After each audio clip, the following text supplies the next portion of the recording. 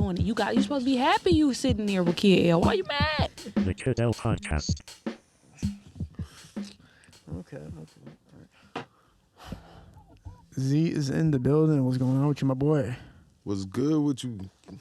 Chilling, man. First of all, I gotta shout out the fit. You know what I'm saying? We low key kind of matching. I ain't gonna lie to you, man. We got the purple. We just knew purple was today. And pink. Yeah. You guys don't see her shoes either, but her shoes look like painted on, kind of like it's kind of They is interesting. painted on. These Damien's her son made these. Well, he painted them. He did like 500 each color or some shit. But these products. Oh, for real? Yeah. Okay, that's interesting. He you know the American cover. You just know what I'm saying. He put like a cover over him, some crazy shit. That's wild. How do you get your fashion sense, bro? Just like growing up, we didn't really have shit, so I used to go to the thrift a lot. So I would have to find fits, like colors matching up and shit. And then I'm an artist and shit, so I feel like I put colors together good. So yeah, I feel like that's where it come from. Can you pull on that microphone a little bit? Pull on it? Yeah, you can just pull it towards you. Yeah, right got you. Yeah, that's cool.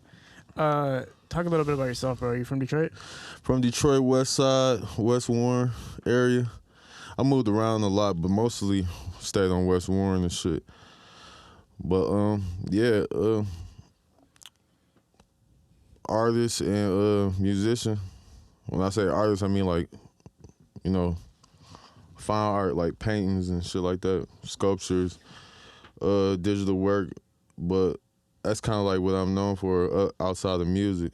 Like, it's like my bag, you know? Just being multi-talented and creative. Yeah. Yep. When you're in Detroit, you know, if I go to Detroit right now, just to be real, I would not probably see one person that looks like you. Hell no. Yeah. Because I just stick out. That's why I be inside. When you were growing up in Detroit, was it a day one experience of knowing like you just feel different than what their normal routine was?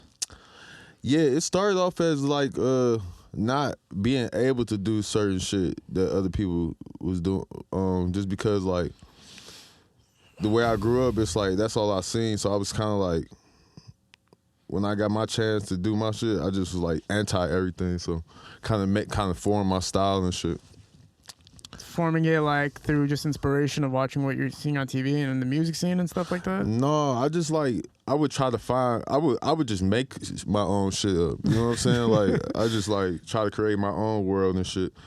Cause I was just kind of like tired of like the shit that was handed to me. So I was just like, it kind of like was a forced thing. And then it just became a style for myself.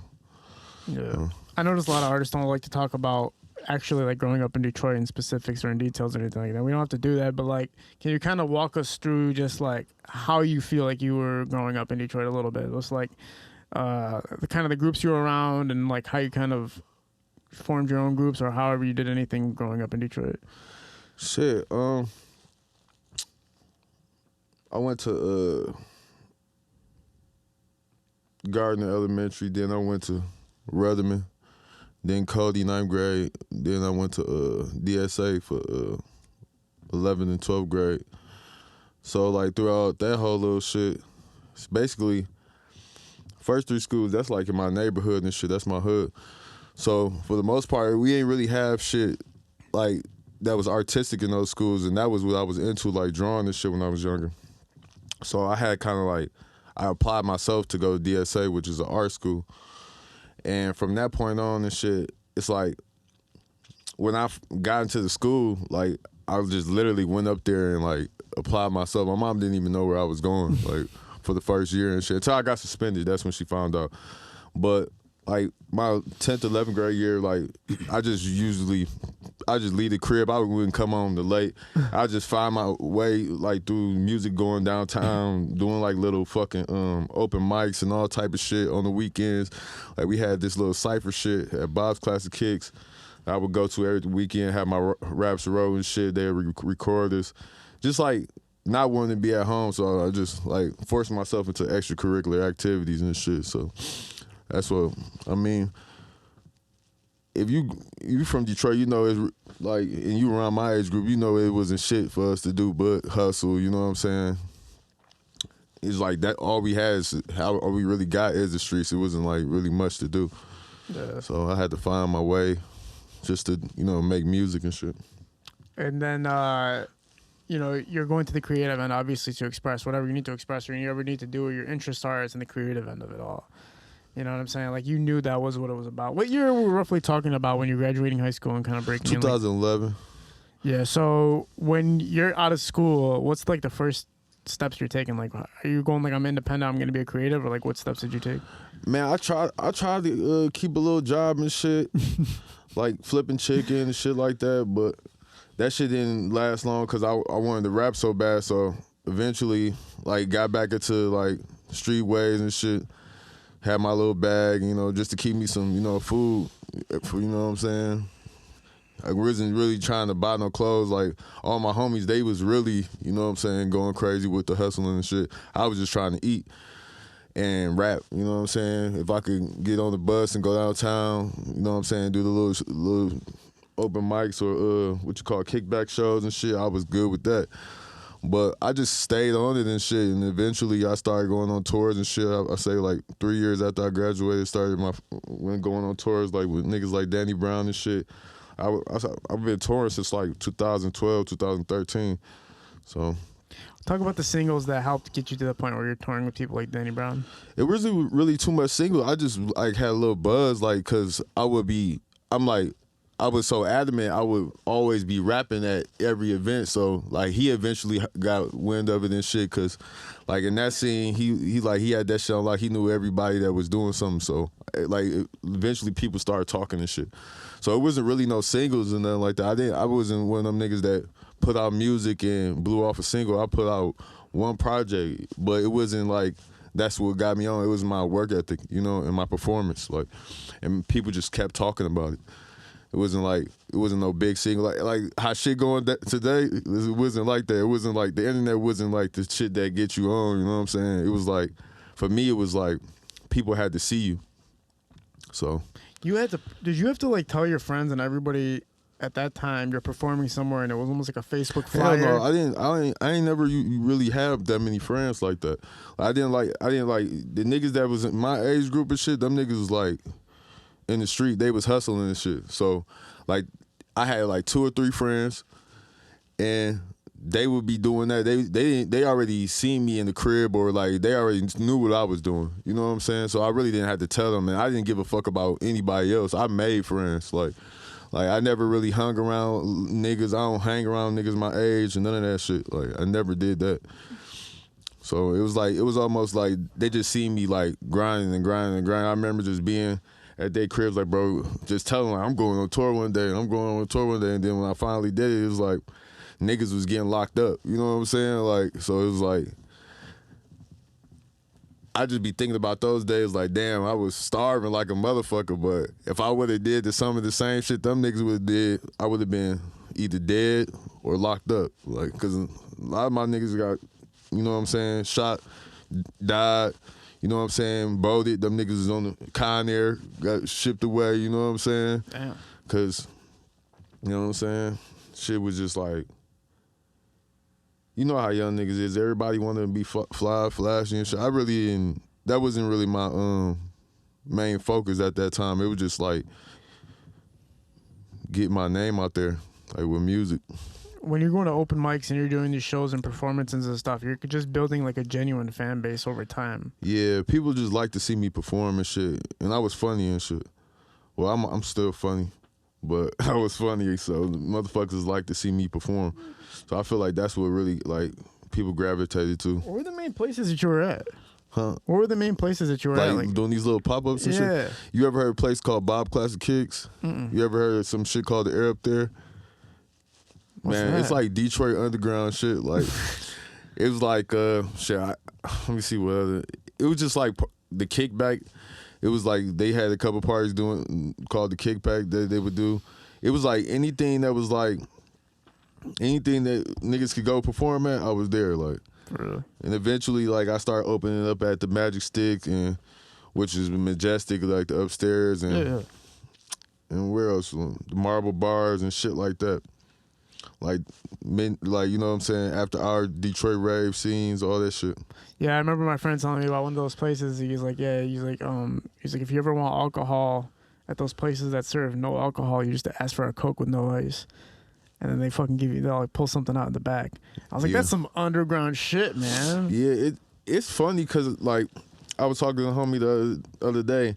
It's like now they trying to capitalize off all that underground shit, but that shit used to be a secret. Like motherfuckers just would be, you know what I'm saying? Nobody really would know. Like, you know what I'm saying? Now niggas is onto this shit, and it's kind of funny. And they're figuring out how to capitalize like the profit. Off of it, they're figuring out how to make money off of it. Yeah, they got all these little names for this shit. I'm like, dog, this shit crazy.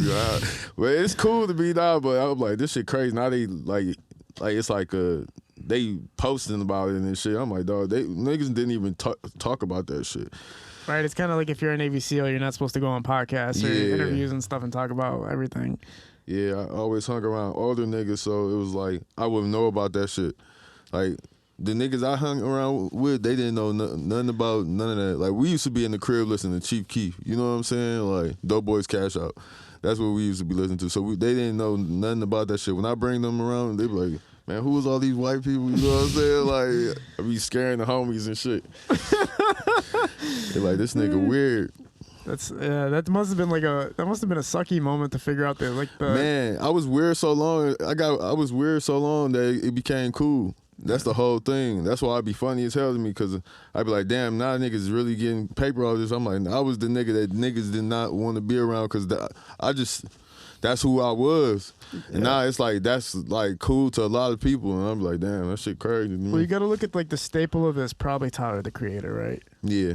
To kind of really go out and make it mainstream into that level, which is totally being himself and a little bit of an oddball. Yeah.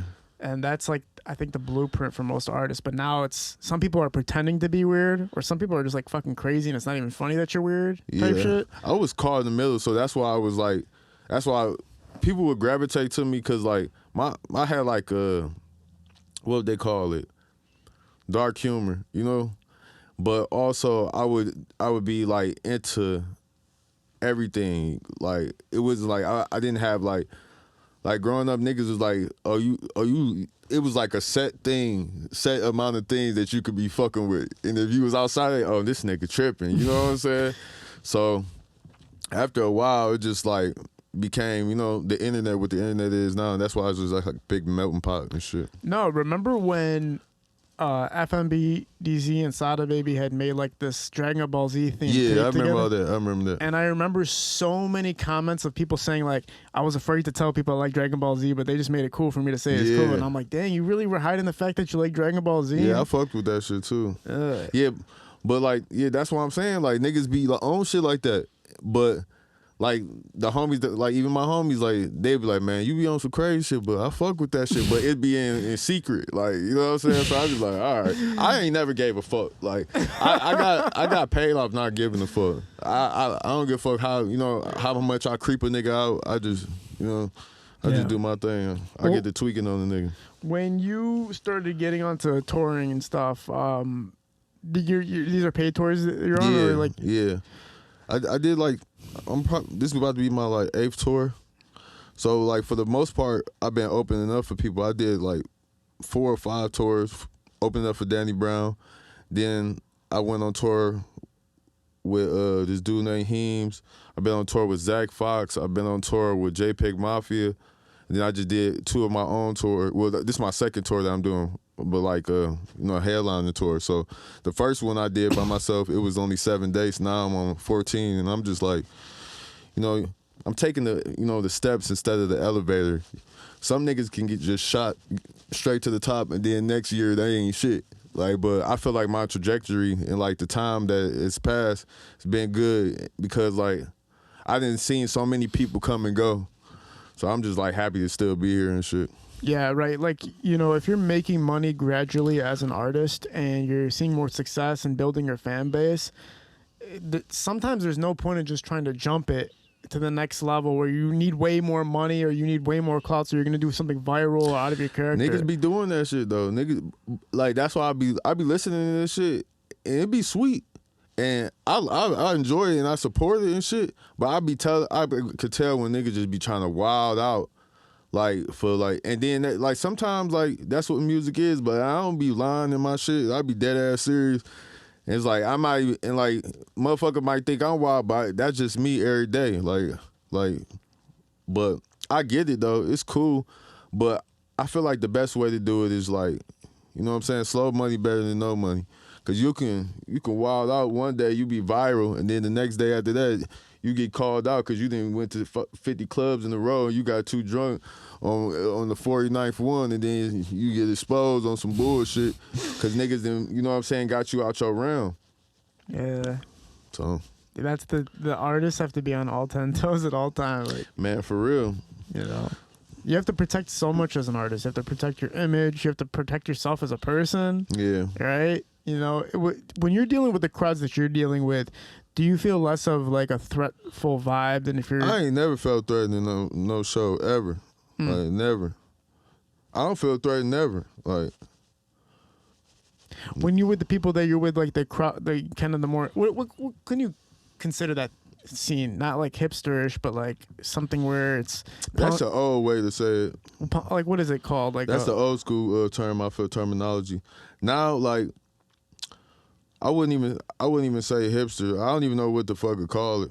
Like, I don't know, like me per se, cause I done seen the hipster shit, but it's not the same no more. It's like I don't even know what to call it. To be honest, classifying it as underground is probably the best. Yeah, it's the underground now. Yeah, it was like I say like 10 years ago, 7, 8 years ago, it was a hipster shit, but now it's just the underground. Yeah. But even those types of more environments, you figured that it's more peaceful and like vibey and like everybody's kind of cool and like tries to connect with each other. I wouldn't want to do it no other way. Like sometimes like people pick that crazy ass environment. Like I don't want to be performing at a strip club. You know what I'm saying? Shit like that. You're not about to catch me there. You know? Yeah. Like they throw the money in your face and it's over. Like here's $500. It ain't even that. It's like.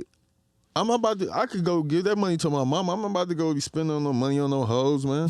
Like, I'm straight. Like, you know what I'm saying? Like, they catch you though sometimes, man. You go to the strip club at the wrong time and the wrong part of your life. It depends. Like, I'm not going there. That's not my thing, you know? It's not mine either. I ain't never been before or I ain't never threw no money, but it's just not my thing. Like the day after, it's not like I'm missing the money. I'm like, nigga, I could have sent that shit to my mom's or something. Like, yeah. I ain't, you know what I'm saying? But you know when you're passing like that U-turn and like you have $200 in your pocket and you're literally passing the club and you're just like, bro, I could just go in there right now. You feel me? And you just get magnetized. You know what I think about when I pass the strip club? What? Them lamb chops and that macaroni and cheese. That shit be smelling like straight up dusty when you go on that bitch. I mean, not to say it's a bad thing. It just like over like I don't like, you know what I'm saying? I'm like I got bitches. I don't even be, you know what I'm saying? Like I don't be thinking like that. I be wanting that food, like, and like. If my homie got a birthday and he want to go, I'll go spend some, you know what I'm saying? Go in there and spend some time with my bro. Like, it's fun then.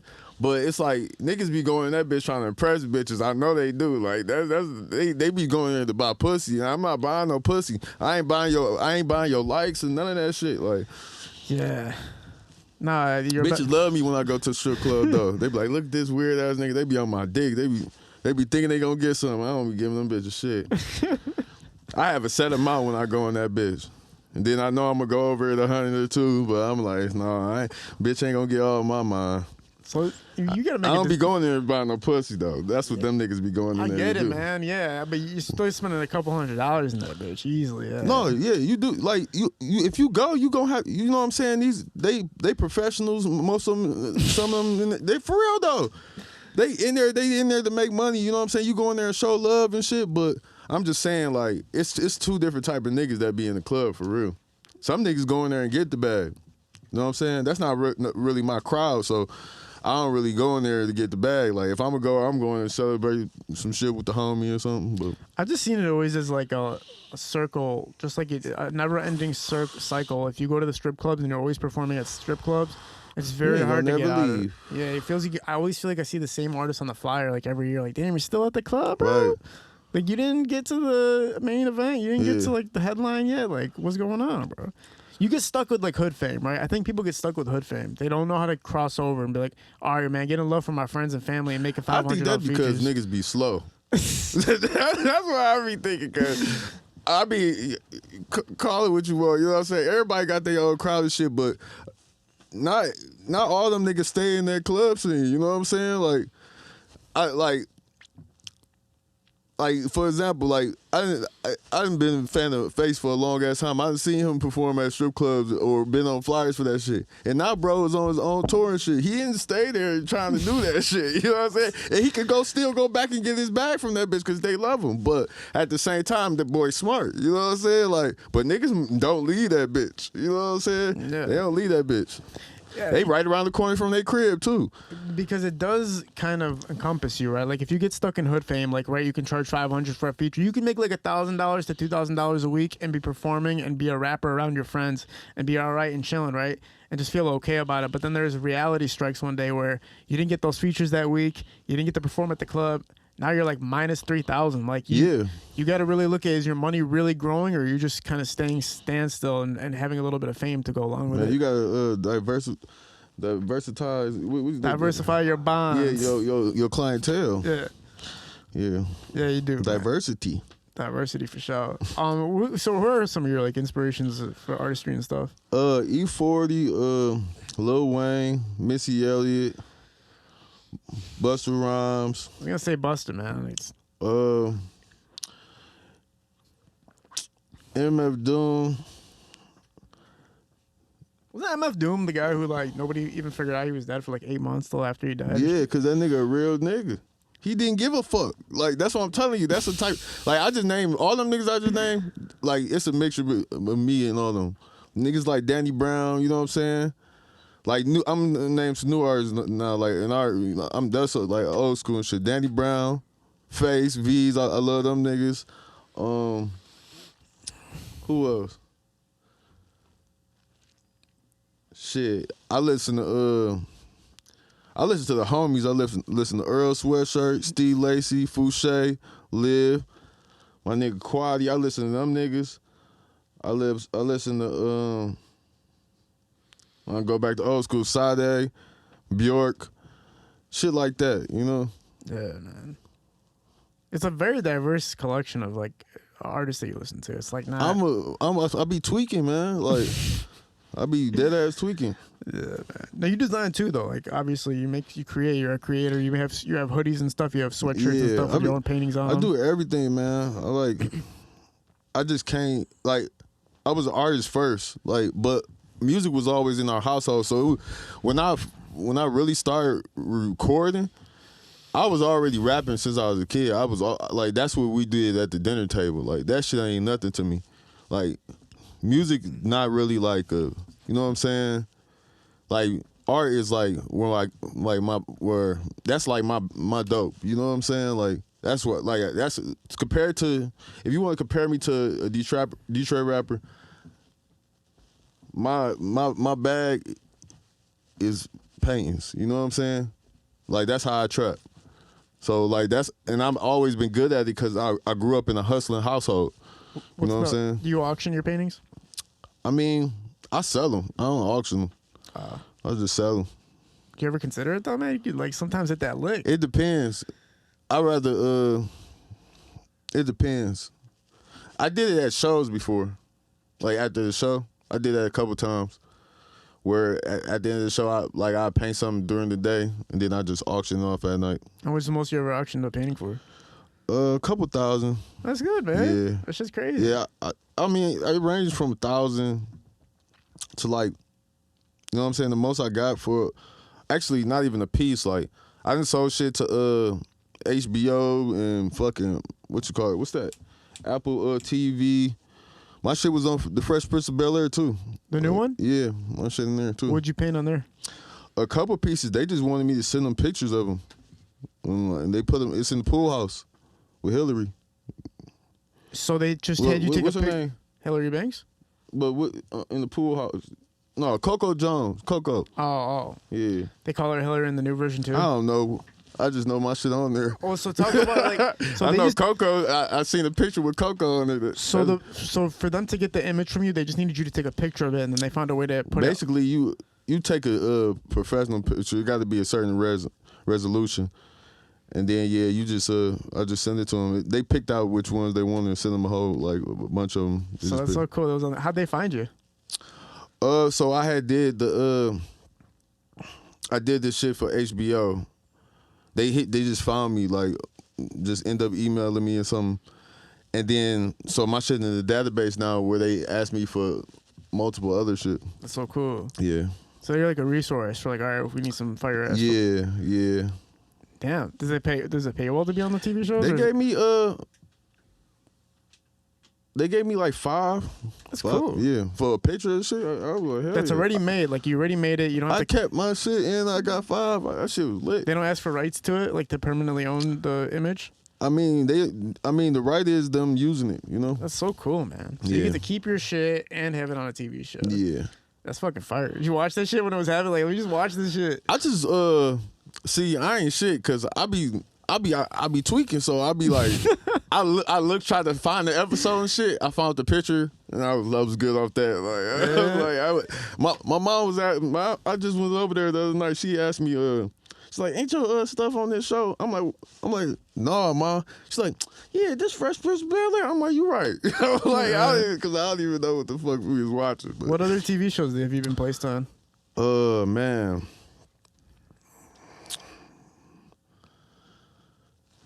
Let me look up on my phone real quick. Yeah, do you think, man? Shit.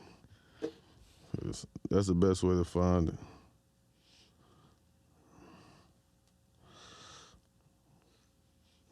Truth be told, yeah, Olivia. Hold on, let me look up this motherfucker, man, because I'm my name drops is fucking horrible right now. Octavia Spencer on there. What's his name? Makai Pfeiffer on that motherfucker. Yeah. You know what Makai Pfeiffer is. See, that's where it was lit at. But yeah, it's hella. I got some pictures of that shit. That's crazy. Yeah, from scenes that they was on. That shit was tight.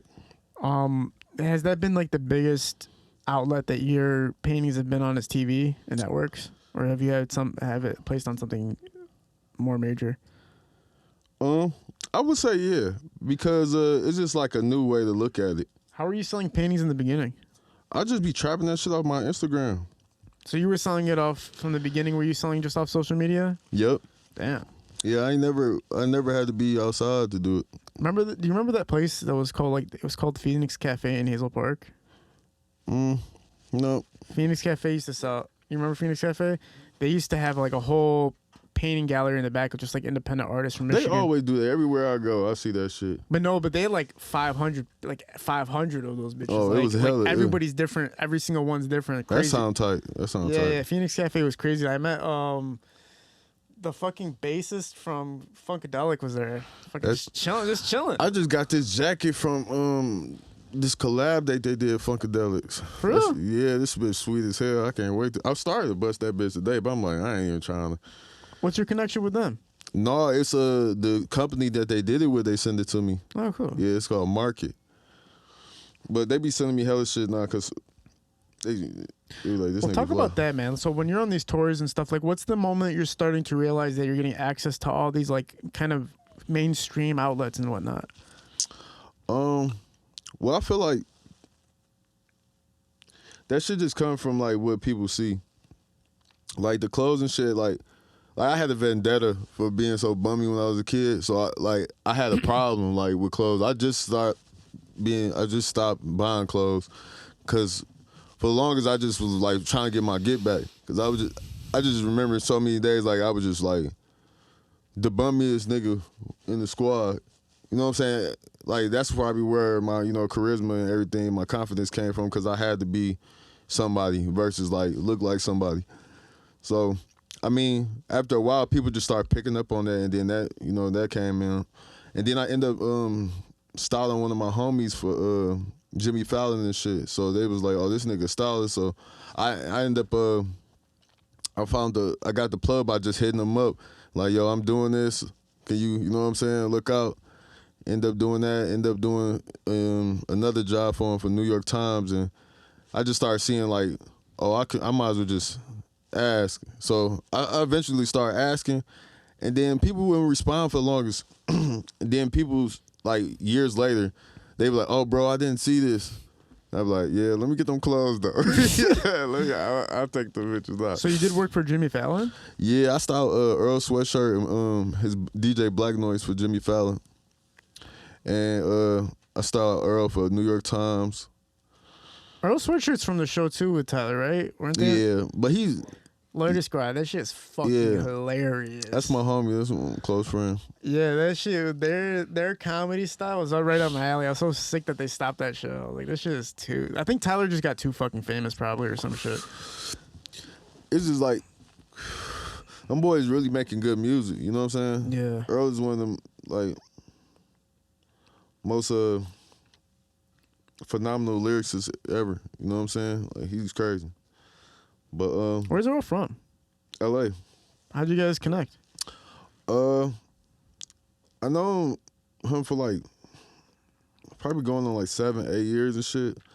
But like my homie Danny Brown, he'd be touring this shit, and he connected with Earl because he was cool with that whole group back then. But Earl would like send messages through Brown like, "Yo, I'll fuck with Cuz." And then one day I met him. It's the day I met Mac Miller too, like RP Cuz. But we just connected instantly. And then every time he would come to the city, we just always have a new artist that, you know what I'm saying, we would tell each other about. I remember when we first we found Kodak Black, we both said it at the same time, like geeked up and shit. Cause that's our thing, like our homies, like we like to find shit before everybody else do. I don't, like once everybody else start listening to it, I've been off that shit. Like, I don't want to listen to it no more. Not that I don't love it still. I just like, that's my thing. Like, same thing. Like if everybody's boasting up a movie, I'm like, I'm not gonna see that shit. Yeah, by the time everybody else get to it, I didn't have my fun. Yeah, but you know the movies always end up being fire. Yeah. Like every time everybody's like amping up a movie, like this shit's crazy. Like I still haven't watched Lord of the Rings yet, but I know it's gonna be sick. Like, yeah, you know what I'm saying. But there's been movies that everybody goes crazy about, and then I watch it, like, wow, you were right, but I'm still gonna wait. Yeah, I'm like that too. Like I don't give a fuck how many people tell me it's like, if I ain't finding it on my own, I don't want to listen to this shit right now. I'll wait till this shit die down. Like it's a lot of movies I ain't like cult classics I ain't watched yet because I'm like, I'm straight. You know what I'm saying? Like you guys amped up Lord of the Rings way too much, bro. I'm gonna give it 5 more years, then I'll watch it. Yeah. But like even that movie with Leonardo DiCaprio, Wolf of Wall Street, everybody was going crazy. I watched that. You haven't seen that shit yet? You know, and you know what? Martin Scorsese is one of my favorite directors of all time. Leonardo DiCaprio is obviously a legend. Jonah Hill, and I'm like, you guys just hyped it up too much, bro. I'm gonna wait a little bit, and then I'm gonna watch it. Yeah, you know what I'm saying. But you kind of got to get over it. Like Breaking Bad. That was one of the things everybody was talking about. Breaking Bad. I was like, I'm not gonna. That's one of the best fucking TV shows ever made in history. Probably the best show ever made in history. So you got samples on some shit from Breaking Bad. Last project. Well, like some of the bits from the voices. Yeah. Did you got rights to it, or you just fucked around and mixed I'll be it? doing what I want to do. I'll be taking shit. When you were meeting people like Earl and stuff like that, and then you said you met Mac Miller and making these connections, what do you think it is that just gives it where it's like, hey, yo, we're fucking with each other vibes, like, and keeping the connection alive? I mean, I think it's like, for me, the type of people I gravitate to are like artists. Like, it's like we appreciate, you know what I'm saying, the craft and like what goes behind the shit versus like I'm not the type of person that's gonna gravitate to somebody like doing this shit for somebody else. Like I gravitate to people that don't give a fuck what you think. Like that's my type of people. Yeah. That's when you talk about like, you know, that team like Loiter Squad. It was I think they broke open the doors for people that were different artists that didn't want to follow that type of standard and be more wicked with it. Like, not that it didn't exist, but really stamping it. That's the TV show name, but the group was Odd Future. My bad, Odd Future. Yeah, I can fucking keep mixing it. Yeah, Odd Future. No, I just wanted to help you out real quick. No, you're right. Odd Future is obviously the group. Loiter Squad was the TV show. Fucking hilarious. But that's the whole thing. It's like they broke open the doors to make it like official, in my opinion. Yeah. You know, you had people like Busta Rhymes that were very different, like just totally fucking different. Like, you know, but You gotta give like homage to Lil B and shit, people like that too. Yeah. Remember Lil B? Yeah, I remember Lil B. Yeah. But Also, well, sorry, Go one ahead. more. Andre 3K. Do you feel? Oh yeah, inspired you? yeah. Andre, Jay-Z, those like the not you don't even gotta mention them motherfuckers, but yeah. Jay-Z and Andre definitely. Sorry. Yeah. I got one question for him. Who do you feel like the first like weird dude in hip hop, like that can come out and be different and show expressive artisticness? Awesome Dre and Asham for sure in Detroit. I would. I said Awesome Dre and Asham were probably the first in Detroit to be like really wickedly, like pretty wickedly different. Who? Asham and like Isham. Yeah, He was different. but for me, like I wouldn't say weird. I would just say different, like pushing boundaries. You know what I'm saying? Alternative rap. I would say Danny. I would say Danny Brown for me. In Detroit, Eminem for sure pushed it. That was the weirdest fucking shit ever. Everything he did was fucking weird. At the end of the day, nothing, not one of his music videos or not one of his interviews or not one of them was not fucking weird, in my opinion. That shit was off the wall. I'm a Brizzle fan. I ain't gonna lie to you. I like the Danny Brown shit. Yeah.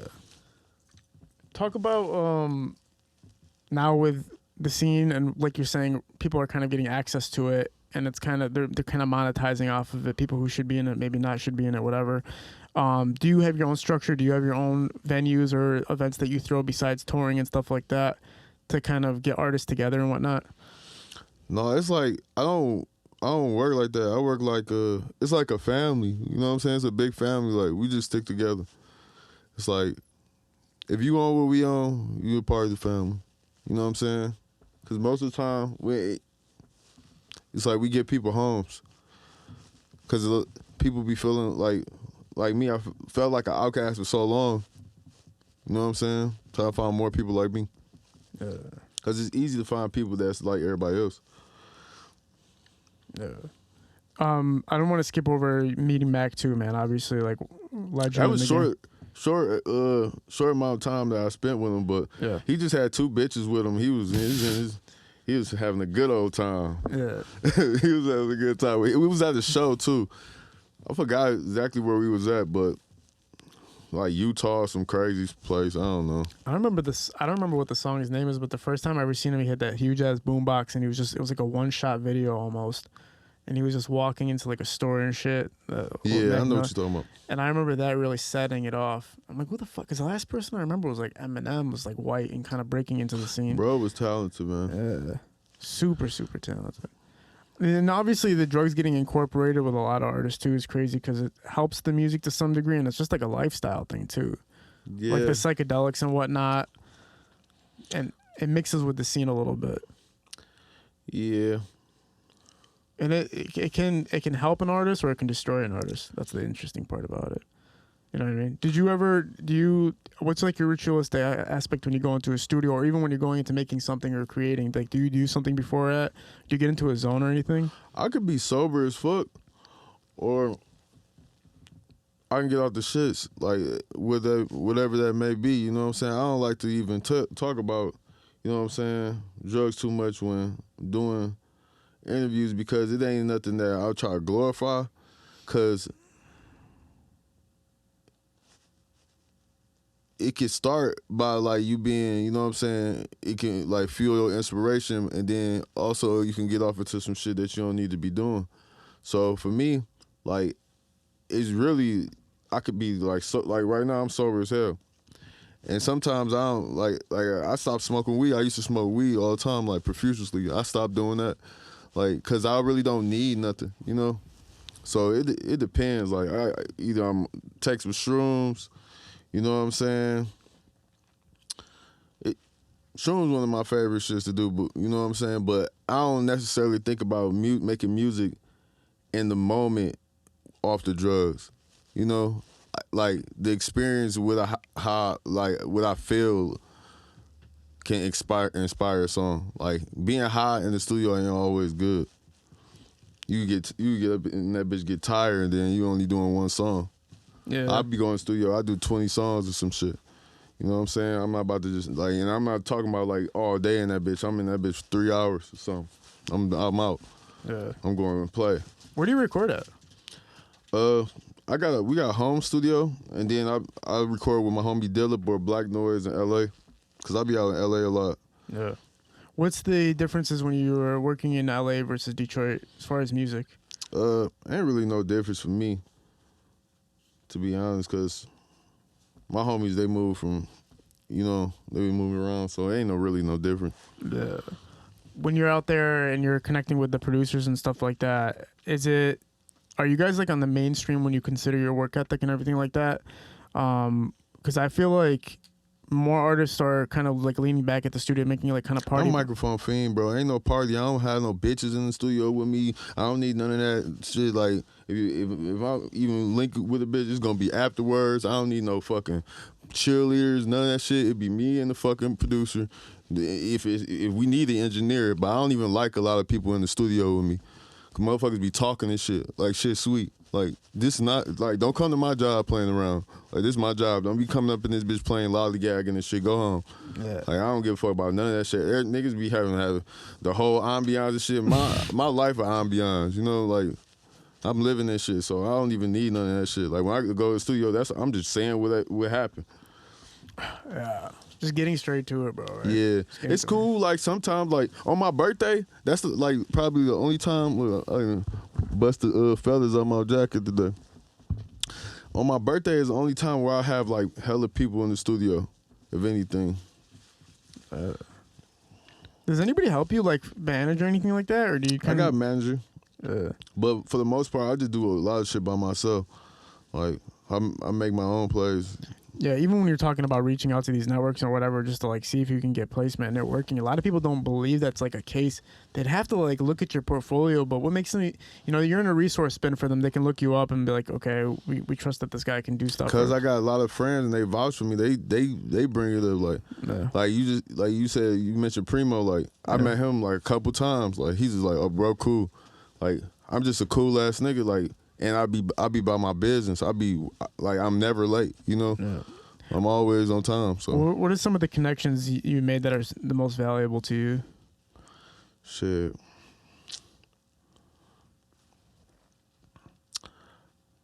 I don't even know how to answer that, to be honest. Like I feel like every connection you can be valuable and you might not even know it. Like I probably don't even know the most valuable connection that I made. Like yeah.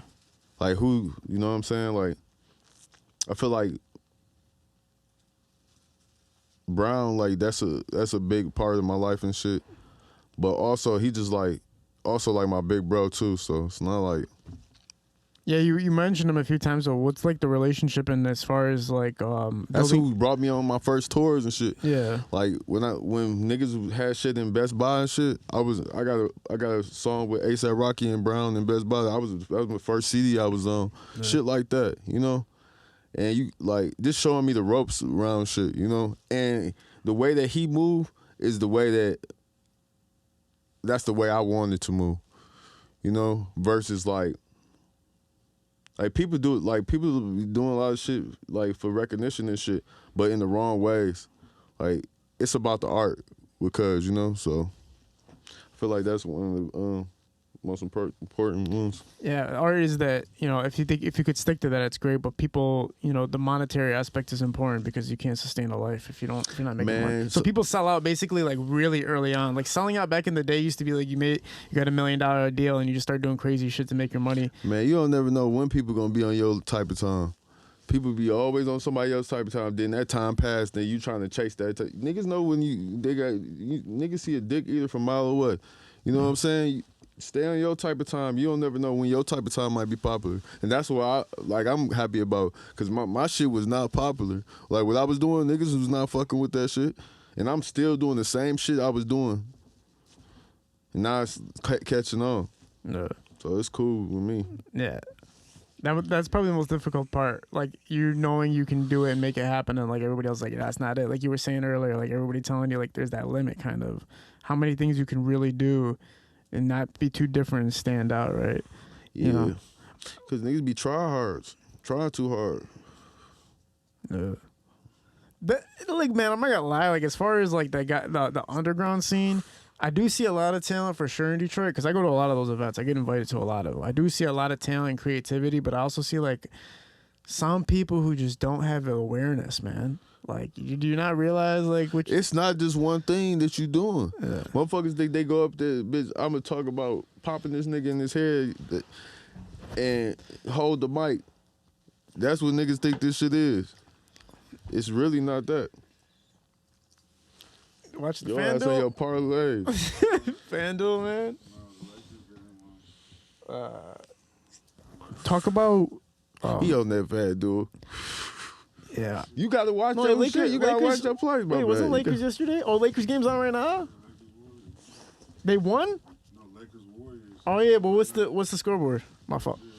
Oh, okay, just start. All right, man. You watch? I'm Hell assuming no, hell no. you saw me early before I you don't got know it. shit about that shit. Hey, I see. What's the nigga name? Jeff Harden. What's the nigga name?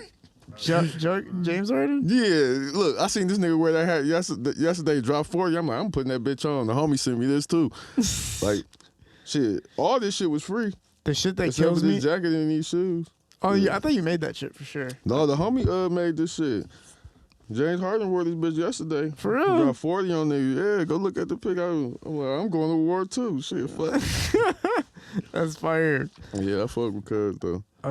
What the hell was I about to tell you, man? Yeah, you know, the first thing you said when you came in here was like you don't play sports or play basketball or anything like that. Obviously, Hell no. That's probably the first thing everybody asks you is how tall are you? And you Yeah, play bro. basketball. But just that, like, alone would tell you what type of nigga I am.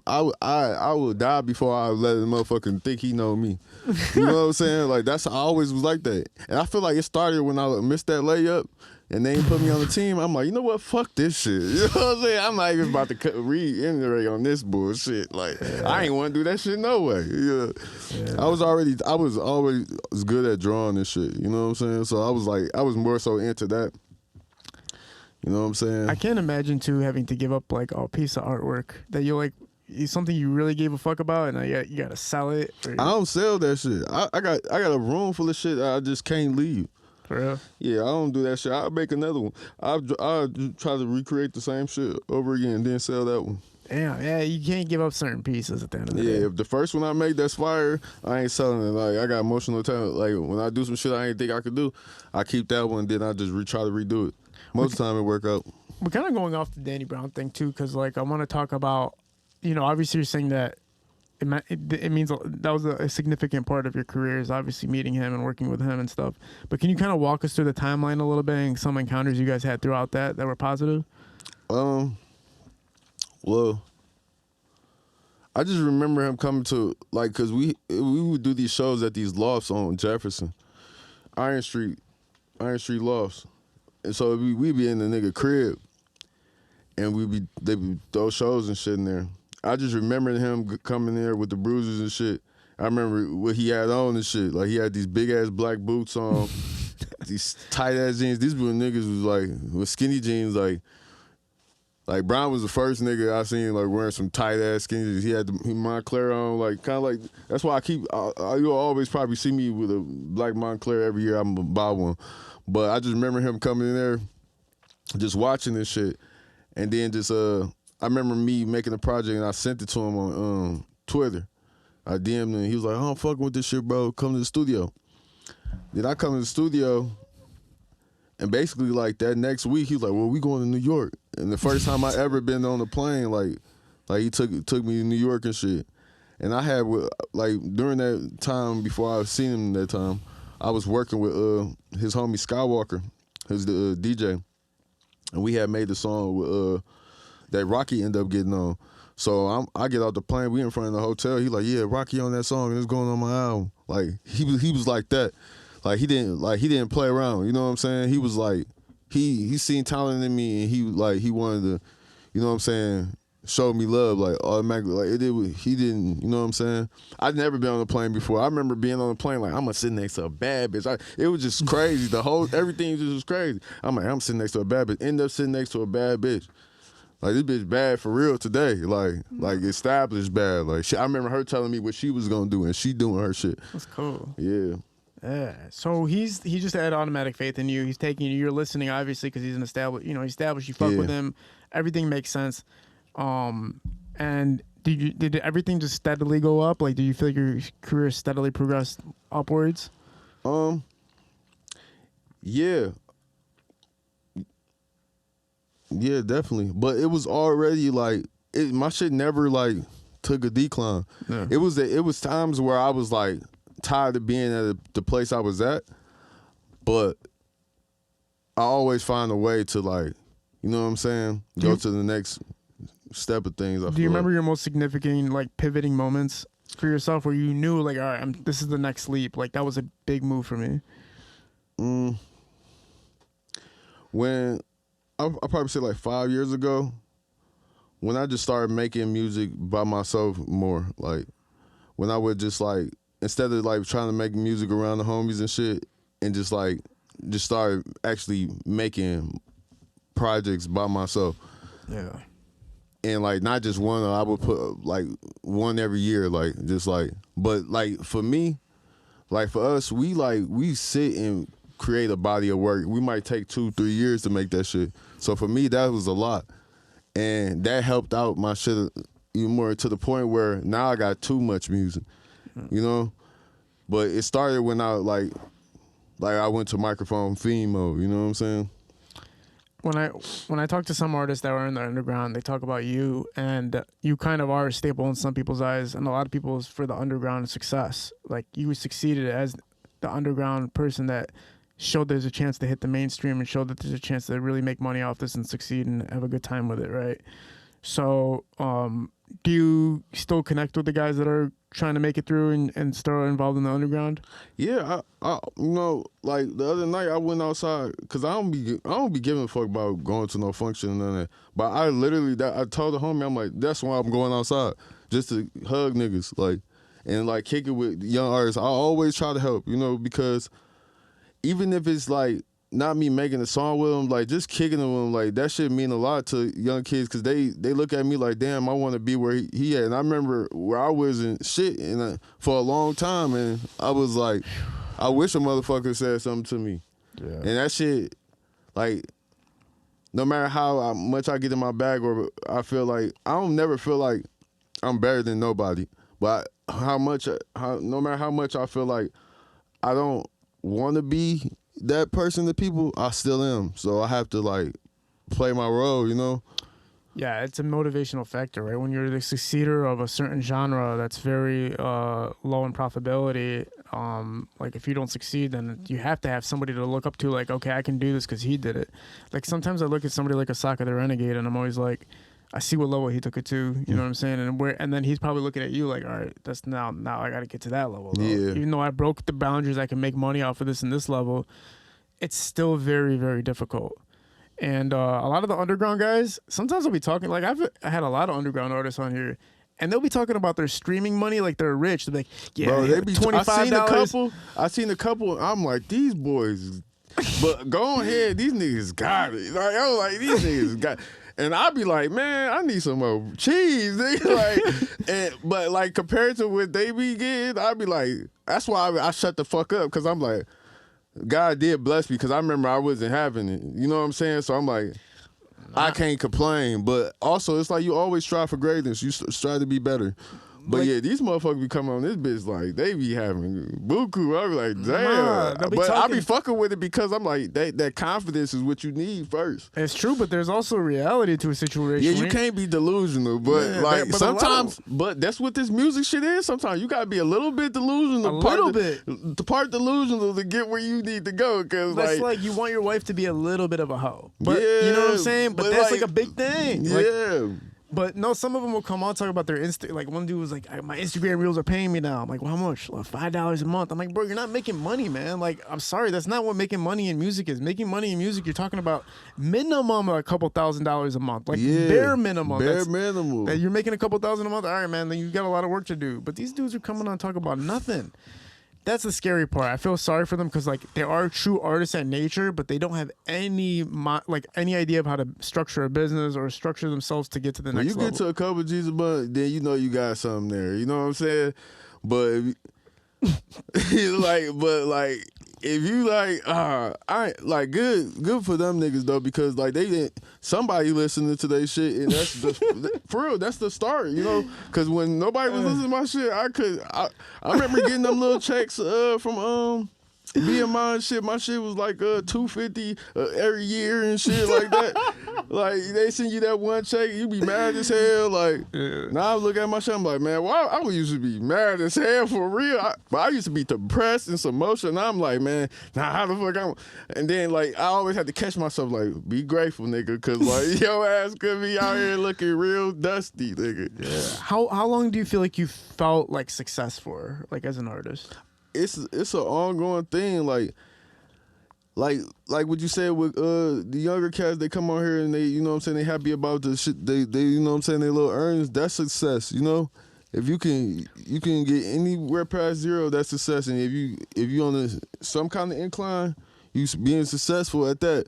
But like when you trying to make a living off this shit, and that's what you gratifying and shit, that ain't really real life is. Music ain't the only form of stream of income, like per se, for this shit. You need to like venture off and try to do something else with it, cause I took all my art money, like when I was trapping art on the internet, like I would take that money and put it into my music. And my music is like the commercial for my art, so it just would feed each other. Yeah. So it's like you gotta have something like to, you know, fuel that shit. Yeah, for sure. You have to have like something that goes hand in hand. Like some people are just so legendary though, like where they can just spin on the mic and whatnot, whatever. But yeah, but that's beautiful. Yeah, it works in many different ways. There's no one. But no, for the start to kick your shit off, you gotta get the money from somewhere. Facts. Somebody giving you some money, like even the ones that spitting crazy, they getting it from somewhere. Nah. I remember I had Bizarre on here, and when I was growing up, I thought that's what the underground was. I thought D12 was the underground. I didn't know that there was like an actual. He was just at the crib the other day. Who, Bizarre? Yeah, he was shooting a video with one of the homies. For real, man? Yeah, he's still around, man. He's still trying to make shit happen out here. Yeah. What's your connection like with Bizarre? He's an older cat, so it's like he look at me like he always show me love, give me my props and shit. But I don't really know him like that. You know what I'm saying? Like I just, you know. Yeah. They have like really crazy underground shows. It will be him, and then he'll have like these underground rappers that are all trying to make. They all happen to. Anyway, I'm not going to get into that, but you know, the demographic is like very solidified for a lot of them. It's super interesting to see. What do you like want your future? Like if you get to the highest level of where you want to be, what's your main focus? Like, what do you really want it to be at the end of the day? Not having to do shit. I want to just sit in the crib, watch Netflix all day. Oh, shit. Like have a chef cook. You know what I'm saying? Take my kids to school, nigga. I'll be a stay-at-home dad, nigga.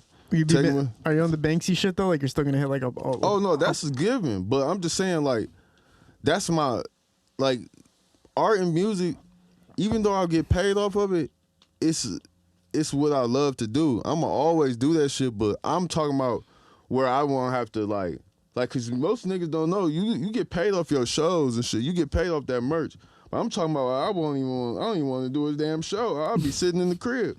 Jay-Z don't be picking up the phone every time. They be offering that nigga $2 million. That nigga like, I'm straight. I don't feel like doing it. Yeah, he done did that shit a couple times. Said, I'm straight. I'm chilling. Yeah. Like shit like that. Like you gotta think about that shit, man. Like even they say Eddie Murphy does not leave his house. Like, yeah, for what? Like if I ain't gotta leave, niggas, I'm never gonna stop leaving the crib until I get to that point. You know what I'm saying? Like, but when I get to the point where I ain't gotta never leave, if I could stay in the crib for a whole year and not leave, then I'm somewhere. But you'd have to put everything right into your place, like everything you ever want. That's what I'm talking about. Like if you don't have to leave the crib, just imagine what type of shit you got at your shit. First of all, my shit on the water. You know what I'm saying? I'm gonna have me a spot here. And have me at one in LA, but both of them bitches gonna be on the water. Even if I have me a little condo that's where we shot the OnlyFans video in LA. That little where they got the boats and shit. I don't know. Yeah, the Marine Del Rey over there or some shit. Little condo. I'll take that and then have me a crib on the water out here. I'm straight. I don't give a fuck. I'm bouncing back and forth, chilling. But you have to have everything. So in the crib, my crib has a drum set in it, for sure.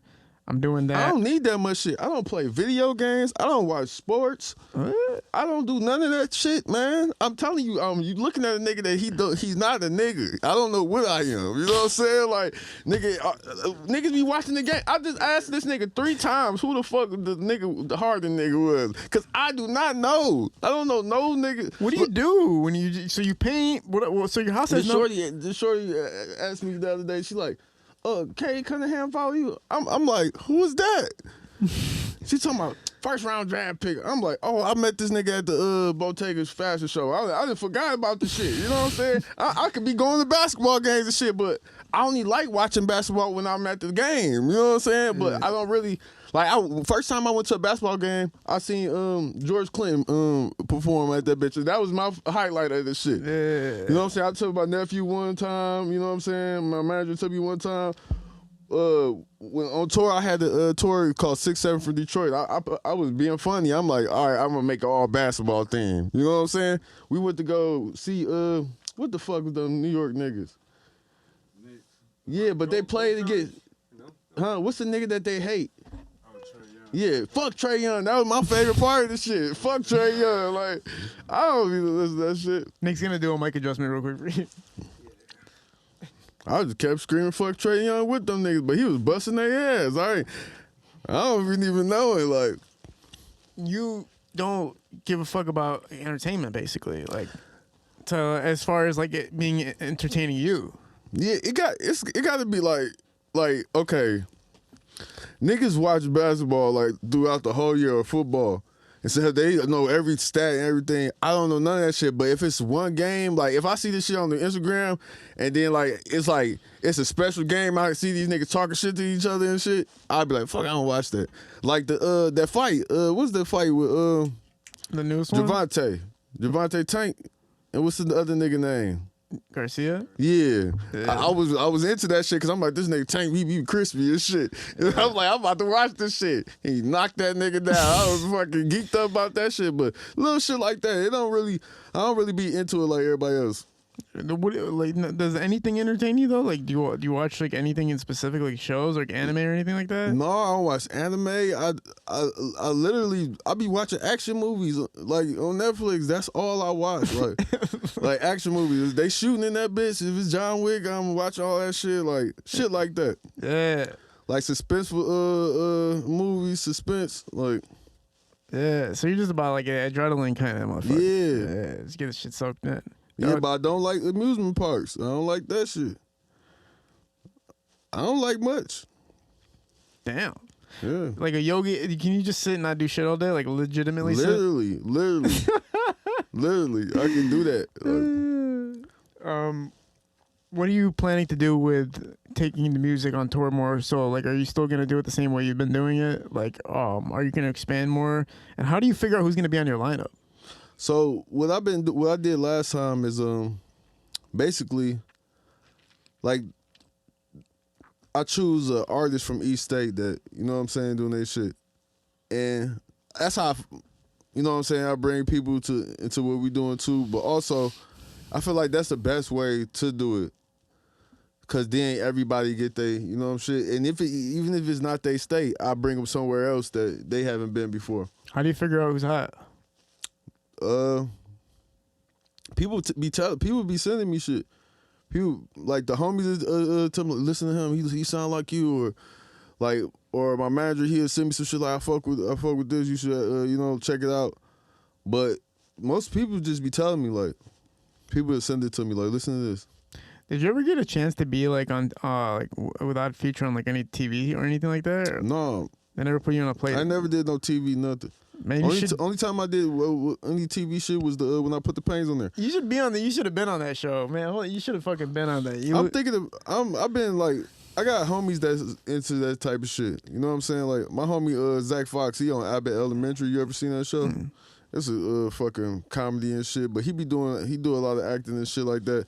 That's one of my close homies. But if I ever was to do some shit, I would do with him. Like Like the homie Eric Andre. I was about to say Eric yeah, Andre. I just did his birthday party. No fucking Man, way. that shit was crazy as fuck in that bitch. We was in that bitch gone. Well, you can't talk. Can you talk I about it? can't. Yeah, because it's too crazy. Yeah, you know what happened. You know what I'm saying? I'm assuming he was naked somewhere in the whole thing. And Oh no, that nigga! I ain't see it, but I seen the picture. That nigga definitely took his pants off in that bitch. But that was like 5,000 people up in that bitch. That bitch was rocking. He had bunny rabbits, llamas, ponies. Man. He had strippers. He had fake cocaine. He had money with his face on it. Just bunch of trippy ass shit up in that bitch. All type of exotic dancers, wrestlers. They had the big ass wrestling ring in that bitch. Eric Andre's from Michigan, right? I don't know where Eric is from. I think he is from Michigan. Can you check that real quick, Nick? On some. I think he is, bro. I swear, I'm pretty sure Eric Andre is from Michigan because I remember one time I was like, "Where the fuck is this dude from?" And I Yeah, couldn't my believe- homie Zach Fox told him about my shit. Damn. Yeah, I just remember we was all blow as hell, but he was like, "Don't you get on that stage without telling me." And then he got the mic, he behind me and shit. I'm in that bitch blow. Where is it? Oh, he's from Florida. What the fuck? Anyway, It makes a hell of a lot more sense. what, that he's from Florida? So when you're there, like you performed and shit, that's fucking crazy. Yeah, it How many people were there? was like 5,000, God damn. 3 to 5. But it was a lot of people in that bitch. I'm good at like numbers and shit, so I ain't like it was 3 to 5 for sure. That must be like what kind of setup is that? Like a stadium? It was at the Knockdown Center, but this venue usually have like one part of people who would play in. This whole bitch was like, cause I played there before. We played outside, but they had the whole inside like to capacity. Like they almost didn't want to let me in that bitch. Wow. Yeah, I had to call my man. Like they talking about my name. I was listening to this bitch. Like that shit was crazy. He had, you know what I'm saying? The phone call list is where you have to call your boy and they have to come get you from the door and shit. Man, lady came out there, Scooby. Got my ticket there. With the homies and shit, my New York squad. That was another breaking show. Was the Eric Andre show with Hannibal Buress, man? That was fucking groundbreaking. Like, what the Hannibal, fuck that's is the that? homie too. He You be fuck with coming- Hannibal? Bro, he be pulling up to my shows when we're going to Chicago all the time. That's crazy. He rapping this shit and all that shit fire too. Hannibal for raps Yeah, now? yeah, he got a song called Veneers. That shit hard. That shit hard as hell. And Hannibal Buress was the one who exposed Bill Cosby for the fucking allegations. That was like one of the first times a comedian has outed like another celebrity and it like ended their fucking career. That was probably the first time that shit has ever fucking happened. But he's super super hilarious. Yeah, I that seen him motherfucker funny. he was at the festival like I forget what the fuck Oddfest, right? What they call the festival in 2018. Anyway, fucking killed it. And I'm like, who the fuck is this guy? Next thing I see him was on Eric Andre. But that show was super groundbreaking. It was like the next Borat, but like kind of not at the same time. Yeah, cause I had a little bitch like probably like 7 years ago or something. I don't know when that show started, but she just couldn't stop talking about this motherfucker. I didn't even know who the fuck he was. You know what I'm saying? For the longest. Then like I got put on game because my homie, he did the show. I just seen a couple other homies do this shit. I'm like, oh, this motherfucker's funny as hell. He in there trying to hurt people in that bitch. Yeah. He had Rocky on there too, man. They had like Yeah. a whole rap Ninja Warrior episode segment. Yeah. He trying to fuck up everybody in that bitch. Yeah. Shout out Rocky too, man. That's my boy too. Yeah, talk about your relationship with him, man. He cool as hell. Like I said, like Brown put me on the song with him, like in 2013, 14. But I never really talked to Rocky that whole time. So like I should say during the pandemic, I'm in LA and we had like this it's like a thrifting event that they usually have on the weekends and everybody just come and sell their shit. And I'm just walking through and then he on a fucking like a motorized bike and shit. He got a mask on and shit. He like, yo, you ZelooperZ, man? I'm like, yeah, what's up? He like, it's Rocky, nigga. I'm like, Rocky who? He like, ASAP, nigga. I'm like, oh shit. Like, it's only one Rocky now. I don't fucking know. But yeah, but I ain't never really connect with him since when we did the song, I didn't even, connect with him then. But over time, he was just like, we got a link on the studio, end up linking with him and pulled up to his crib and like we made a couple shits. But Then I went to his Christmas party. That shit was tight as hell. He gave niggas gift bags and shit with weed and drink. He got his Mercer shit. Shout out to Mercer. That shit is fucking that drink fucking get you fucked up. That shit was fire. But yeah, Rocky a real cool ass dude. You know what I'm saying? Yeah. Like he showed a lot of love. I like working with him in the studio because he a rapping ass motherfucker. He getting that bitch. He just get to spit. He don't give a fuck.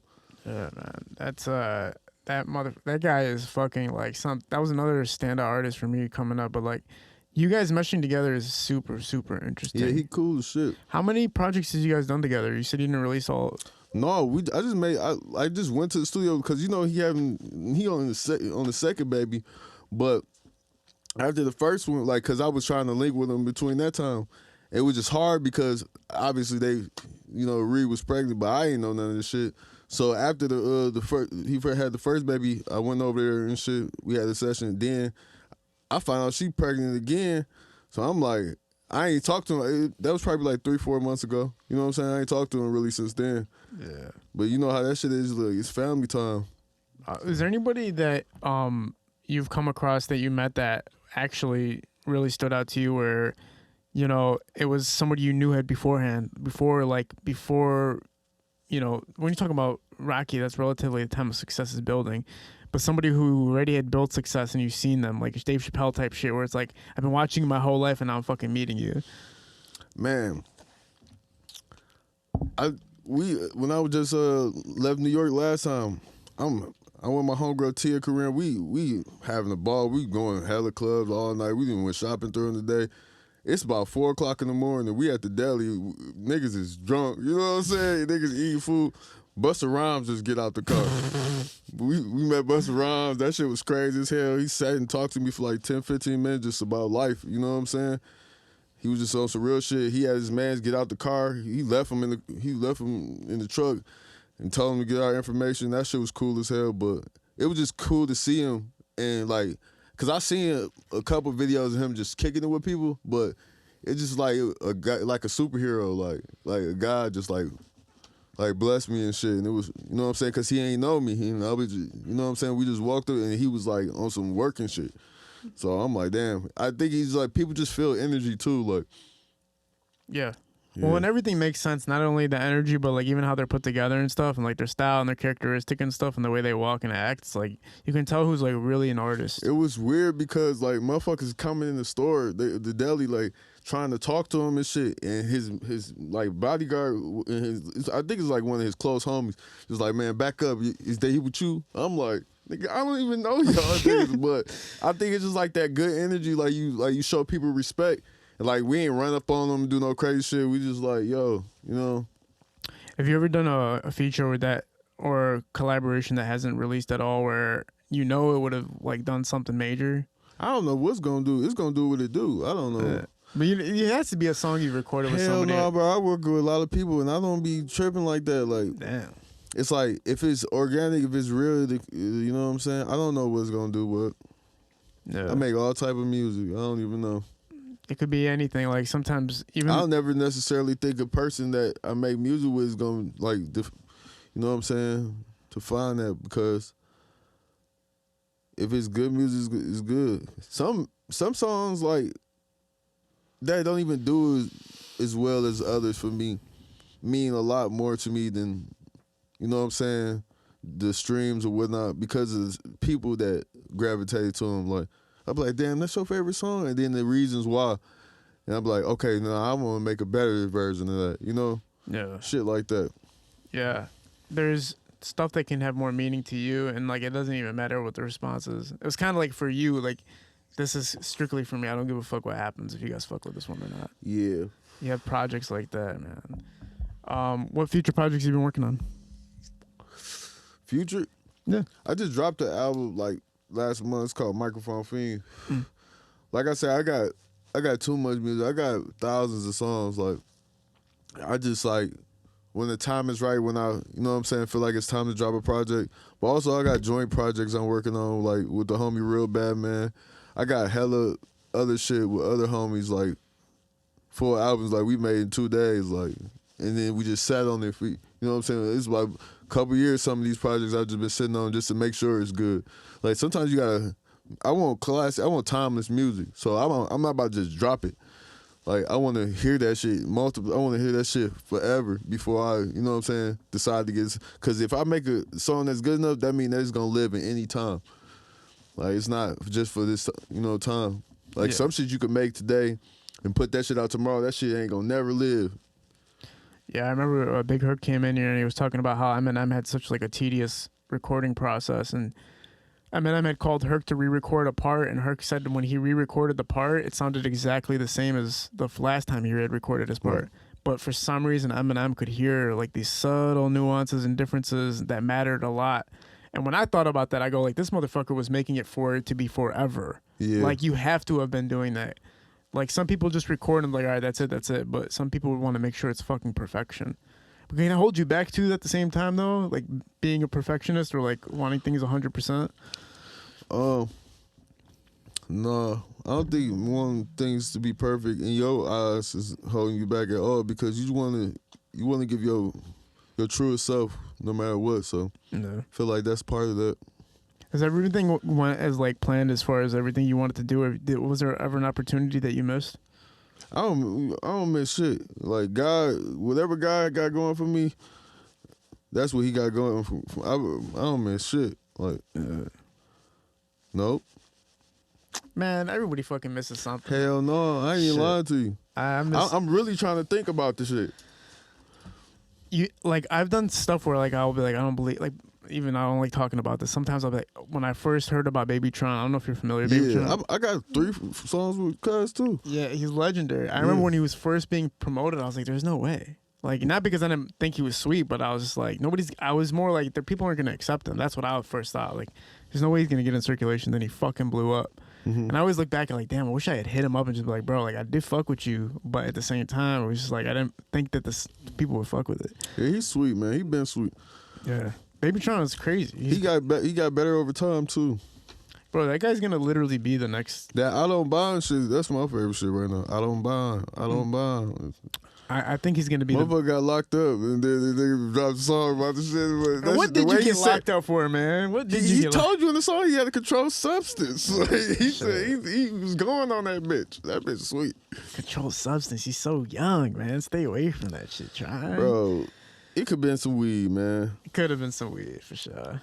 It probably was some weed, because that's what he loved, smoking weed. Yeah, he a weed smoker. Yeah, when a lot of my friends were heavy into the lean era, I remember the lean era. Like, it's still here, obviously, but I remember when it was super heavy. Man, I couldn't even talk to my like rapper friends. Niggas used to smoke weed. Well, not smoke weed. Niggas used to sip lean when that shit was $20 a line, man. Now, when everybody started else doing it, I got over it, because I'm like, nigga, I don't see myself. Like, I mean, I don't, you know what I'm saying, shut down nobody else doing that shit, because, like, that show, your shit. But I remember when that shit used to be $20, and that's when I was sipping. Like, it was like, I ain't want to pay the $40 for the shit. Like, I was like, oh, shit, 40, damn. You remember that shit? When this shit was $20 a line, $40, like, that, like. So it's kind of like a blessing that the prices went up for you. I don't like the way that shit be making me feel. Like, look, I do a run with it on some like experimental with because it make my voice sound different. Like, it put like a little filter on my shit. So I do my runs. Like, if I catch a play or my homie catch a play, it was like, all right, this shit was this. So I'm like, all right, I indulge a little bit, but I ain't gonna be on it. You know what I'm saying? Yeah, man. There was like tempers fucking escalate. Like, I remember just so much crazy shit. One time I was working at a studio and somebody had left like a little bottle of lean. Like, it was like this much in the bottle left. Mm-hmm. They locked up the studio. The next day we came to the studio and the studio had been broken into. And we figured out it was the artist trying to get his bottle out of the studio. And we're like, motherfucker, like, you broke into a studio, you broke glass, you broke through a wall just to fucking get your lean bottle? He's like, that shit was worth like $500. I'm like, what the fuck? Like, damn, like, not only that is it the money thing, but the addiction to it. And you can't just get that bitch anywhere. I heard. I used to sell my grandma's drugs. Yeah. For real. Everybody did that. Yeah. That was the go-to. It wasn't like Grandma got intentional. that script. It's time to dip. My whole thing when it came to selling drugs and shit, I didn't sell everything, but I always had like a where I would be around people that was doing it. Like one of the homies was so it was like a conflict of interest. You know what I'm saying? Like I ain't want to do it. I ain't want to take bread from my homie pocket. So eventually, I was just like too nice. You know what I'm saying? I'm straight. I ain't even, like my brother. He ended up getting my grandma scripts. So I'm like, all right, I ain't even. You know what I'm saying? I ain't even tripping. I don't even care. You know what I'm saying? Well, like, a lot of us become accidental drug dealers. Like my friend would be like, "Man, you got scripts?" And I'd be like, "Yeah." He'd be like, "Can you just sell them to me?" I'd be like, "All right." Yeah. I got this bitch from the dentist's office, but I'm about to make like $100 off this shit. And I didn't plan to sell drugs. The first time I ever bought weed, I bought like a gram, and I didn't even get to smoke it because I thought you could smoke it out of a hookah pipe. Yeah. And I burnt it. Like the whole shit burnt away. Like I said, I was just a natural hustler. Like that's why it was so easy for me to sell paintings and shit.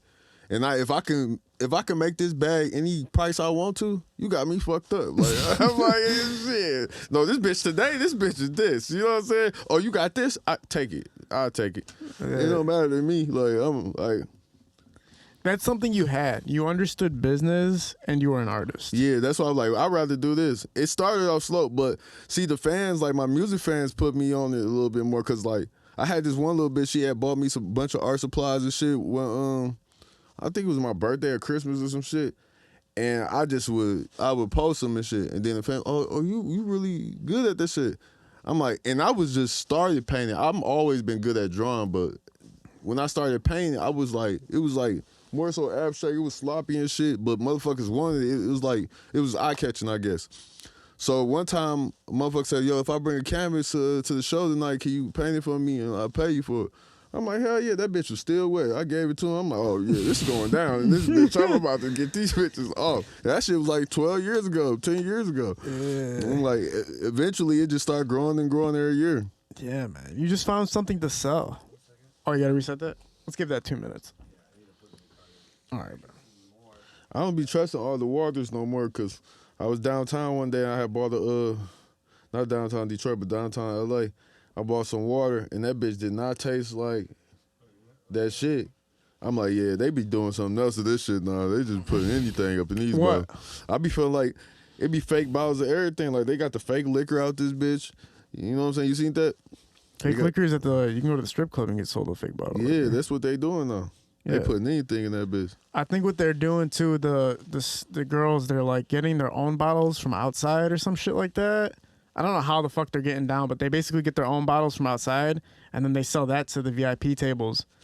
And so like they're basically making 100% profit. You know how Alibaba be selling everything fake, all the fake shoes? They be buying them bottles by bulk and putting anything in them bitches. Yeah. You know what I'm saying? Bro, they were fucking filling up water with tap water at one point. That's what I'm saying. That's what I had a tap water bottle before. I'm like, this bitch ain't right. I'm like, yo, I was like, yeah, I ain't never buying no water from this store no more. I start sniffing they fucking fridge and shit. I'm like, yo, this bitch, there ain't no smell. What's going on? Like, fake water. Like, bro, I'm getting like over OCD with like if something's expired or not, because I get food poisoning easily. Yeah. So now with like fish and everything I buy, I gotta smell the hell out of it. I gotta make sure that I got it home in time. Like, yeah. If I got that bitch home in under 10 minutes, I'll eat it. But if it took me 20 minutes to get home, I'm not eating it. Yeah. Like I'm super paranoid about getting food poisoning and shit like that. I feel you. You know. Yeah, your stomach is a sensitive. It can fuck you up for the whole day. Yeah, it messes with your mind. That shit connected straight to your brain. Facts. So if you eating bad. All the doctors say that gut health is the most important health. Like it provides you the most amount of like stability and ease in life and shit. If your stomach not feeling good, you fucked. Yeah. So I stopped eating Indian food. I'm like, fuck this, man. Yeah, that shit get you. Yeah. See, you gotta pick your battles. You know what I'm saying? Like sometimes you don't want to get off. Like, fuck it, I'm about to hit this. About to get me chicken tikka masala. Yeah, like I got nothing to do tomorrow. Fuck it. Like I'm gonna go for it. Yeah. But I stopped eating meat too, man. That was like one thing that was affecting my stomach. I got a shorty. She's like, nigga, you gotta stop eating now. And me, she vegan and shit. I'm like, fuck. Like she damn, she right. You know what I'm saying? I'm like, all right. Once you stop, you get over it, man. You get after like you miss chicken wings at first, like really bad, and then chicken sandwiches. I mean, when I chill with her, I'm like, I be on that. You know what I'm saying? Like. I cook some shit too. Like I like cooking, so I don't really. What are you whipping up, man? Man, I be making pot roast and shit like that with the carrots, potatoes. I make some pot roast. I make swordfish. I'll bust down the oysters, nigga. I do How'd you everything. learn how to cook, man? Huh? How'd you learn how to cook? You could Google that shit, nigga. Like shit. But also, like, I done burnt up a stove. You know what I'm saying? So I remember when I was fucked up. I was just eating eggs and potatoes and shit. I don't know what I try to cook this day, but this one I was trying to get saucy on them or some shit. I remember when I first found zucchini and shit. I was cutting that shit up. I done had burnt the whole damn stove down. Yeah. Yeah. The crib like actually got fucked up or just the stove? Just the stove. Damn, man. Yeah. So it's trial and error, but I'm that nigga now. Nobody can fuck with me. I spaz out on the bitch real quick. Like, bitch, you cannot cook better than me. Like, You figured it out. yeah. That's it's hard. But man. sometimes that's when you fuck up at it, then you gonna be the only one cooking this shit. Like, No, those Gordon Ramsay tutorials are legit, man. Yeah. Teaches you how to make a burger and shit. Like, shit I never heard before. When you make a burger, you're not supposed to keep flipping the burger. You're supposed to flip it one time throughout the whole process. Mm-hmm. But then you'll go to the barbecues and see people like fucking throwing it here and there. I'm like, man, you're fucking up the whole situation here. yeah. I learned a lot from Gordon, man. Like, I was gonna ask you, you worked with one of my boys, man, Travis Chandler. Yeah. Super, super underrated. That's artist. when I used to work with him when I was first like started rapping this shit. He's like, man, like I know. I wish he got as much notoriety as he deserves. Like, he's super, super fucking talented. You know, those kind of artists are like rare to find, and they're true rappers, like battle rappers, like fucking like 1-on-1, it's over type situation. When you look at him, how are you like a motivating force for him too, or anything like that? Or how do you guys keep connected? I mean, like I told you, bro, I don't really be connected with niggas, but like I'm just doing shit. You know what I'm saying? I don't really have time for that shit unless niggas is doing on the same path as me. Yeah. You know what I'm saying? No matter where you at in this shit, I just be on the trajectory. If I see you on the way, like then we tapped in. But it just be hard staying in contact with people, or not even just that. Like I said, with the situation with Rocky, I had made some music with him a long time ago, but I never even know him. And then I'm just now, you know what I'm saying? So Yeah. it was like, meet me there, you know what I'm saying? No, I hear what you're saying. It's kind of like we meet at the same path or cross the paths, and let's work Yeah. while we're there. Even with the Alchemist, like that's That's like my uncle. for real. Yeah. Like blood uncle. No, I'm talking about, we call him Uncle Al, though. Oh, for real. Yeah, I go over there, man. I sleep on his goddamn couch. We up so late. You know what I'm saying? He'll dip out. You don't even know when he gone. like I was like, definitely Uncle Al. Like just a real mentor vibe. Like he boosted my confidence a lot just with the shit. Like just like he told me one thing. He was like, some people got talent and some people got style. He's like, you got both. Yeah. And I won't never forget that shit because I actually seen like what he was saying. Because a lot of people have one without the other, or they got. It's just like a lot of missing factors and shit. Yeah. That's like, out of anybody to have as somebody to gain knowledge from and talk to, that's like the ultimate person for sure. Yeah, like I think even Eminem shouted him out when he was doing his Hall of Fame speech. yeah, I just go over there and just sit over there with him and shit. That's cool. Yeah, bro, you got like you're basically surrounded by like, you know, you being a star in your own, but then being surrounded by all these stars, and not only that they're stars, but that they're stars in a different manner. It's like they're true, pure artists that didn't fucking sell out, basically. Yeah, A lot of these guys are like, that's the why you real don't see deal. me like I don't do interviews or nothing. I don't do much interviews, but when I do, like I talk about it. But that's why you like when I post pictures with them people, like, and I'm kicking with them. I'm just over there hanging with my homie and shit, like because like I'm actually learning so much from like about life because I'm like that's my teachers really like that's all I got, you know. Yeah, man. When you look at when we were talking about like George Clinton and stuff like that, and his kind of that's like the purest form of an artist as you can possibly get, right? Yeah. It's interesting watching those guys and comparing it to what can you look at today and say is like our George Clinton or anything like that. Can you really find something like that ever again? Jimi Hendrix, like, will you ever see a motherfucker like that with that type of energy or impact into the music or entertainment? And what the hell was it about them? Was it the fucking drugs, the combination of the time? People care too much these days. I feel like it's a lot of people that do have that smear, that style, but a lot of these people, you know what I'm saying? They shelter it a little bit. Like you were saying in the beginning of the interview, like people like it's about the money, man. It's about that money. People too worried about what people think or what they gonna say. Man, how did Jimmy die again? Didn't he like put a needle in his head or something like that? He like tried to inject heroin through his freaking head, his skull. Jeez, man. Like, what level of life are you You on? talking about Hendrix? Yeah, Hendrix. Jimi Hendrix. I think I feel like a studio that he recorded a lot of shit in there. I just recorded there. For real? Yeah, when I was in New York. Could you feel the energy? Hell yeah, the homie Steve Lacy, you ever heard of him? He R&B singer.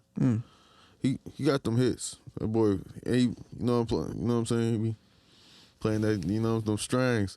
But he invited me there, and it was like definitely energy in there. And I remember when he was like, before I left, he was working, he was singing, that shit was crazy. Like, I had the homies in that bitch quiet. Everybody was about to shed a tear in that bitch. It was just like that powerful. Like, it was a good experience. Like, it was one of my favorite studios I've ever been to. Does anything, as far as the party part goes, anything top the Eric Andre party? As far as it just fucking being like outrageous?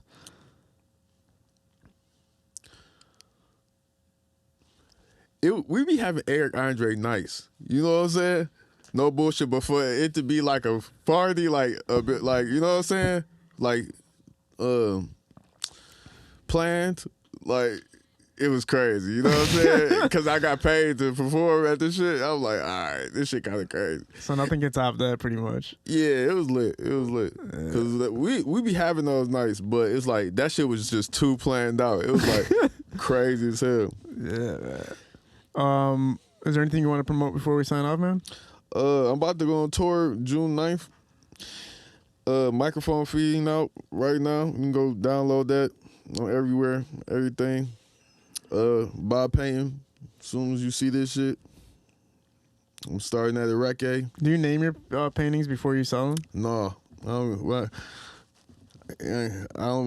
gotta do that. I don't name shit really. Come on, man. You can't not name a fucking painting. I do it. I don't be naming shit. How do you know which one somebody wants? Like Z13? Like, let me get that one. Like, it just... Bro, it's like, it's a feeling. It's a, you know what I'm saying? I can name a song all day. I don't got to name a painting. Damn. I think it adds something to it. Yeah, but see, I painted multiple album covers and shit. So those have names because they the name of the albums. But I ain't have to give them a name either. Yeah. Just the cover of this shit. Do you have a? I know one of your some have subjects. One of your tapes, or I think it's one of your tapes, is named after a famous Van Gogh Left Ear. Yeah, Van Gogh's Left Ear. Yeah, but I painted that cover too. His shit's so was he actually like an inspiration for you? Like, did you read his story and everything? Man, yeah. And I went to like, what's the exhibit that they had? But like growing up in school, they teach you about that shit. Yeah. But yeah. Van Gogh, man. I have a pair of his socks. Yeah. Dude's fucking crazy. No, this girl gave me a pair of socks. They're like, it's one of his paintings. It's fucking I was actually gonna wear it today. That's so fucking weird. Yeah, I started to wear the sweater that I got, but I'm like, I ain't gonna wear that. That's crazy that you said that. There's one there's like a whole thing in Detroit about it. Yeah. Like you can go actually walk through it. Yeah, it's like a submersive exhibit. Yeah. Did you walk through it? Yeah. Yeah, that shit's fire as fuck, bro. Yep. Still paying homage to that guy to this day. Who's your most inspiration? Like, as far as painting is concerned, who do you look at as one of your influences?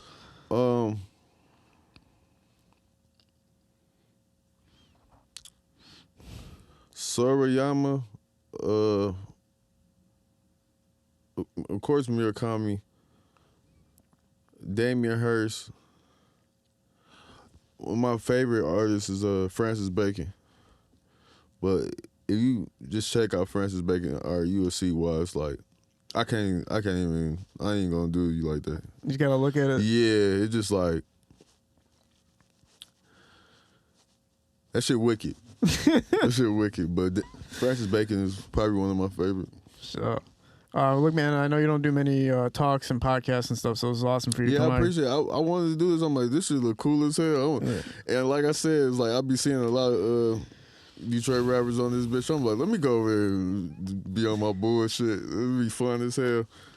I think some people, it's like, I feel like you ever want to just make up your life for a day sometimes? Like, Yeah. I feel like sometimes people was like, let me just make up my fucking life. No, I really plan to come on this bitch and say a bunch of shit that I didn't do, like, or I did a lot of shit first, but my shit be real as hell. Like, I wanted to say a lot of shit, but I didn't want to. It would have sound crazy enough, like, but I wanted to just lie through in the whole interview. But I was like, you know what? I ain't never really used to lie, so I'm like, I ain't gonna do that shit. But niggas gonna look at this shit, they gonna be like, this nigga lying like a motherfucker. But No, it's on paper. Yeah. It's on paper. Oh yeah, my shit. That I got. You have a Wikipedia, man. 99% of artists don't have a Wikipedia. No, but my favorite one, cause I had the nigga that said he was the first nigga rapping about buffs, but he was like, did he show love to Rich Ken. Yeah, he did. But he said it was after him when it wasn't. It was before. Rich Ken. No, was before. Rich Ken. I remember watching that shit. City Stars Entertainment. That video when the fireworks went off, man. I remember watching that shit as a kid. Yeah. I actually made a song called, like, it was like a rendition, like I ain't got no buffs, but your bitch wanna fuck. That was the hook. But that's what I was on. Like, that's what I never cared about wearing buffs and none of that shit. I don't care about none of that shit. Yeah, Ken had all the way white buffies make these hoes want to fuck. Yeah, all shit. white buffs got these hoes wanna fuck. And so there was like a little documentary Oh, Davins. series about him getting proven wrong. But the funny part is a bunch of people are saying that Cheddar Boys were actually the first ones to rap about buffs. It's probably so, but I remember seeing Rich Ken. Yeah. But I like how that shit was like dun dun. That was funny It's as so hell. Like, dramatic, bro. I'm like, oh shit. It's so dramatic for that shit. I hit him up too, man. I was like, yo, man, you're the really Rich Ken? He's too famous for me or something. I was the first Detroit rapper selling pains. Like I can say that. That shit can get. Hell no. It can't be, man. I was. You think? Look it up. That was Probably look it up. Look. You can't.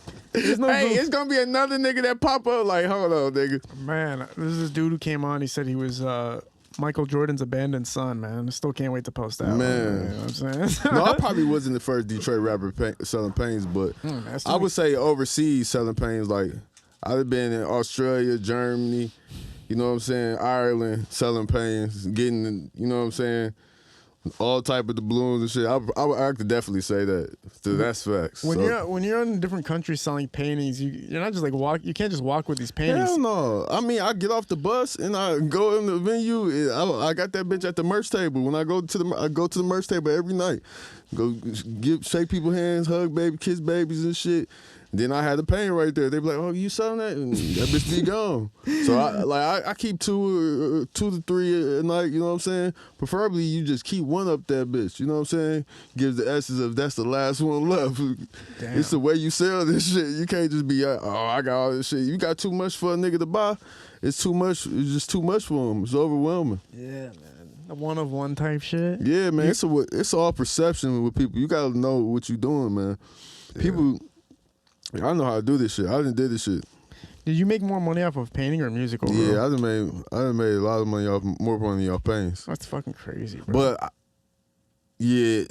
but see, I told you like I put the money from the pains into music, so it's like it go hand in hand. But I didn't got that paper off them pains, like for sure. Legendary, man.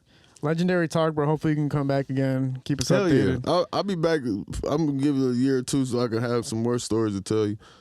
For sure. Hell yeah. Do you feel like you told all the stories you wanted to tell? Or you feel like Hell no, I'll be in this bitch talking all day. all right, man. If you want to close out, we'll close out. It's cool. ZelooperZ was in the building.